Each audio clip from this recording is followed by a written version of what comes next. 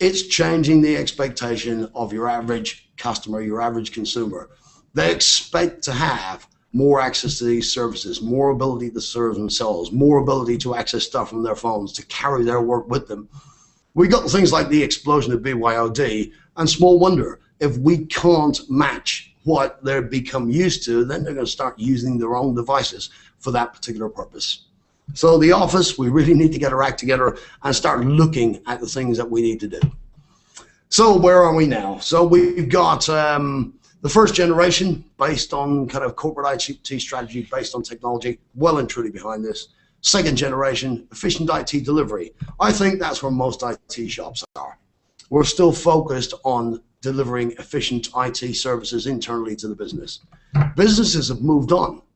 They've moved into what we call the third generation, productively exploiting technologies. Now, I'll come on to tell you what that means in a moment. And then after that, I'll try to predict what we call the end game, the fourth generation. Where might it go from there? So, what's this productively exploiting technologies? Well, we're talking about creating value by doing this. I've already said customers, consumerization is setting new expectations for them. They expect to be able to get an app straight away on their phone. Most of the IT that they get now will come from their own budget. So if I'm a VP of sales and I decide I need a new CRM application, I don't need anything more than a browser and a credit card to actually get that CRM application and get it up and running. In fact, I could be running it without any knowledge of my IT function whatsoever. Customers are also looking at peer-to-peer and community support. I know myself, if I got a problem with something, probably the last thing I do is call the service desk.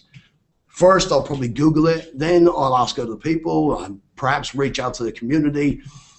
But this is now the norm. And instead of kind of resisting this, perhaps we should consider embracing it and reducing some of that workload. I mean, Ian was talking about self-service.